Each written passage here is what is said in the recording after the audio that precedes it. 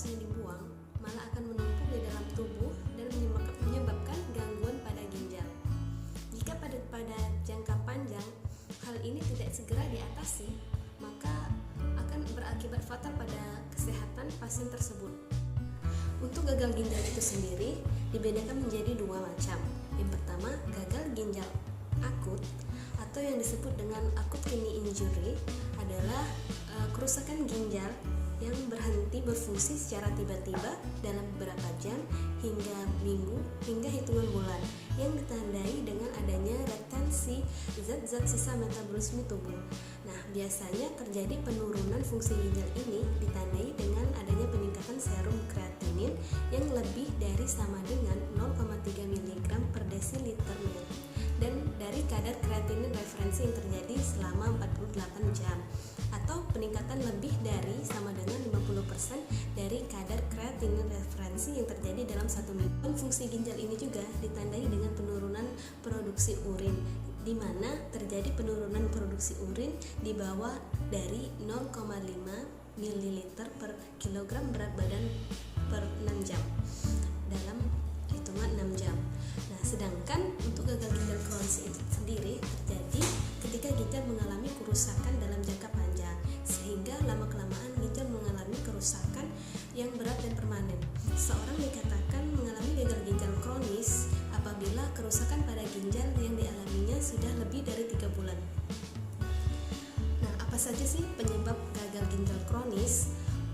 Banyak hal yang menyebabkan terjadinya masalah pada ginjal, khususnya gagal ginjal kronis.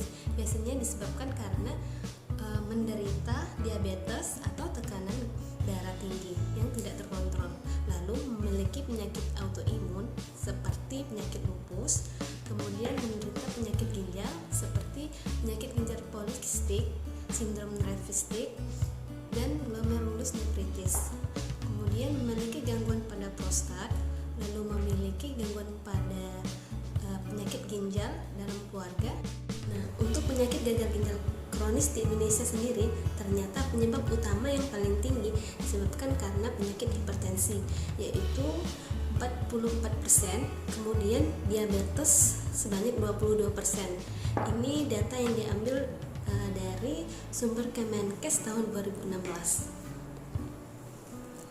Kemudian selanjutnya, materi yang selanjutnya itu apa sih penyebab dari gagal ginjal akut?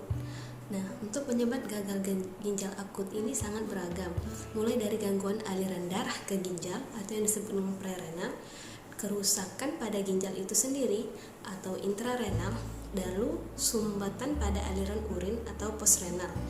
Yang pertama kita bahas dulu apa etiologi prerenal yang terjadi pada gangguan aliran darah yang menuju ginjal. Nah, hal ini biasanya akan menyebabkan azotemia, di mana kata azo itu berarti nitrogen, yang artinya terjadi peningkatan kadar kreatinin dan berat urea nitrogen dalam darah. Penting untuk diingat bahwa keadaan personal ini akan mengganggu fungsi ginjal yang bersifat reversible dan tidak akan ada kerusakan struktur di dalam ginjal itu sendiri. Apabila keadaan ini diobati, maka fungsi ginjal dapat kembali normal. Keadaan yang termasuk kelainan pada renal juga meliputi seperti hipokalemia yang biasanya disebabkan oleh hidrasi atau penurunan output yang biasanya disebabkan oleh gagal jantung, lalu pengobatan-obatan tertentu yang dapat mengganggu aliran pada ginjal. Nah, pada keadaan-keadaan yang menyebabkan hipokalemia atau maupun cardiac output yang terjadi penurunan akan menyebabkan aliran darah ke ginjal menjadi berkurang dan menyebabkan laju glomerulus menurun. Oleh karenanya tekanan hidrostatik intraglomerulus juga menurun. Bisa kita ambil kesimpulan beberapa penyakit dan kondisi yang dapat menghambat aliran darah ke ginjal antara lain, yang pertama yaitu kehilangan darah atau cairan akibat pendarahan, dehidrasi berat atau diare berat. Kemudian bisa juga terjadi karena kehilangan darah saat operasi. Kemudian adanya penyakit jantung seperti gagal jantung dan serangan jantung, lalu konsumsi obat-obatan seperti aspirin, ibuprofen, dan naprofen. Kemudian obat antihipertensi lainnya. Lalu untuk pembahasan selanjutnya itu kerusakan pada ginjal atau yang disebut dengan intrarenal yang terjadi akibat cedera atau kerusakan pada ginjal itu sendiri. Misalnya akibat adanya glomerulus nephritis atau peradangan pada saringan di ginjal, kemudian adanya penumpukan kolesterol yang menyebabkan penyumbatan aliran pada ginjal, kemudian terjadi adanya sindrom hemolitik uranik, yaitu penyakit akibat sel darah merah pecah yang terlalu cepat. Kemudian adanya penggunaan obat-obat seperti antibiotik aminoglisida dan obat anti-inflamasi non steroid lainnya. Kemudian juga bisa disebabkan karena penggunaan cairan kontras yang terlalu sering, yaitu cairan yang biasanya digunakan pada pemeriksaan foto ronsen atau CT scan, dan terpaparnya racun atau alkohol, kokain, dan logam berat lainnya. Kemudian yang ketiga yaitu gagal ginjal yang disebabkan oleh penyumbatan pada saluran urin atau postrenal. Biasanya di sini adanya sumbatan pada saluran urin yang termasuk di dalamnya ada pelvis ginjal, uretra, kandung kemih atau uretra, akan di sini menyebabkan kembalinya cairan ke ginjal. Maka dari itu tidak disarankan untuk menahan buang air kecil, sehingga pada saat ada keinginan untuk membuang maka jangan ditunda untuk membuangnya, karena ini jika dibiarkan secara lama akan menyebabkan gangguan pada ginjal. Selain itu juga terdapat penyumbatan saluran urin seperti batu ginjal, tumor pada saluran kemih, dan pembesaran prostat juga bisa memicu hal ini. Kemudian untuk selanjutnya yaitu gejala gagal ginjal akut. Nah, gejala gagal ginjal akut ini muncul dalam hitungan hari atau bahkan jam setelah gangguan pada ginjal terjadi, yang berupa seperti jumlah dan frekuensi urin yang berkurang secara drastis, kemudian adanya pembekakan atau edema pada tungkai akibat penumpukan cairan, tubuh itu mulai lemah, terjadi sesak nafas, napas berbau tidak sedap, muncul ruam atau rasa gatal di kulit, nafsu makan menurun, dan mual dan muntah. Kemudian itu biasanya disertai dengan suhu tubuh meningkat, sakit di perut dan punggung, dan terjadinya nyeri atau pembengkakan pada sendi. Untuk manifestasi klinis pada pasien gagal ginjal kronik itu sedikit berbeda, namun hampir sama dengan sebelumnya, yaitu namun di sini lebih kepada gagal ginjal kronik ini tergantung kepada tingkat keparahannya. Jika pada bagian kardiovaskular, biasanya gagal ginjal kronik ini akan menunjukkan hipertensi, kemudian adanya gagal ginjal kognitif, dan adanya edema pulmonari. Kemudian jika pada saat dermatologi atau bagian kulit itu biasanya terjadi pruritus dan kulit itu menjadi kering dan kurang elastis, mudah lecet. Kemudian pada rambut itu biasanya ada 3 perubahan, yaitu mudah patah, tipis, dan merah. Kemudian pada bagian gastrointestinal biasanya itu terjadi anoreksia, mual muntah juga, kemudian cedera, nausea, kemudian berat badan menurun, dan terjadi diare sehingga ulcus pepticum.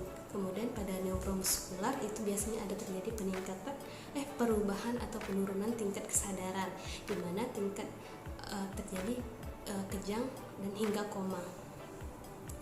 Kemudian untuk penegakan diagnosa gagal ginjal akut atau kronis ini biasanya dokter akan menanyakan gejala yang dialami pasien, kemudian akan melakukan pemeriksaan fisik, lalu dan melakukan pemeriksaan penunjang seperti pemeriksaan tes lab, yaitu untuk mengukur kadar kreatinin dan urea nitrogen.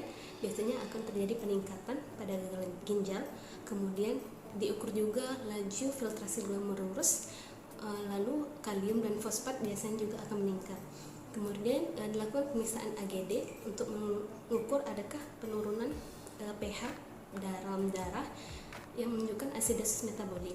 Kemudian dilakukan pemeriksaan EKG, lalu pemeriksaan tes urin, dan pemindahan dengan USG dan CT scan atau MRI untuk melakukan pendeteksian ada tidak tumor atau sumbatan pada saluran kemih.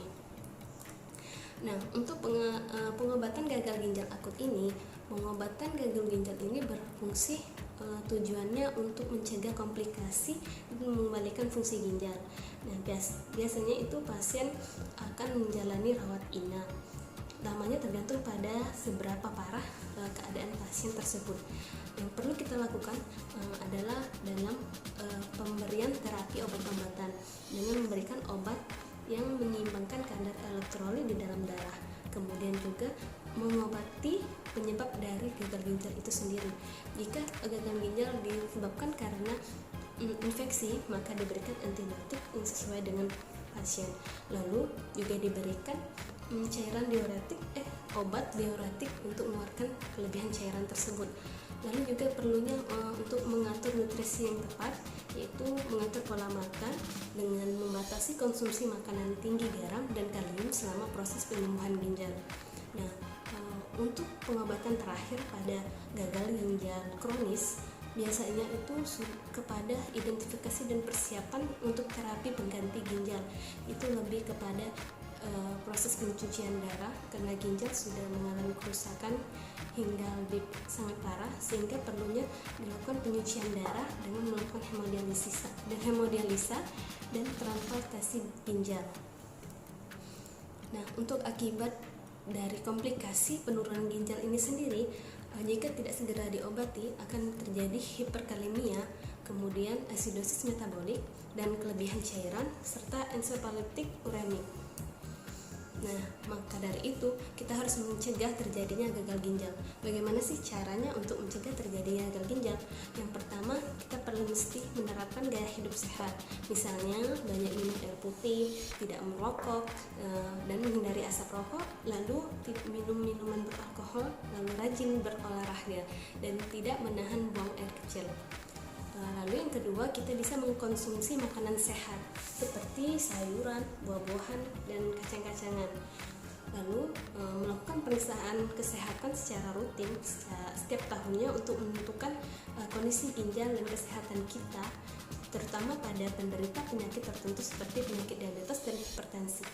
Lalu kita juga perlu menghindari konsumsi obat-obatan dan suplemen kesehatan dan obat herbal yang berlebihan atau tanpa rekomendasi dokter. Maka dari itu perlunya kita untuk menjaga kesehatan ginjal agar terhindar dari penyakit gagal ginjal kronik dan akut. Kurang lebih saya minta maaf. Saya akhiri. Wassalamualaikum warahmatullahi wabarakatuh.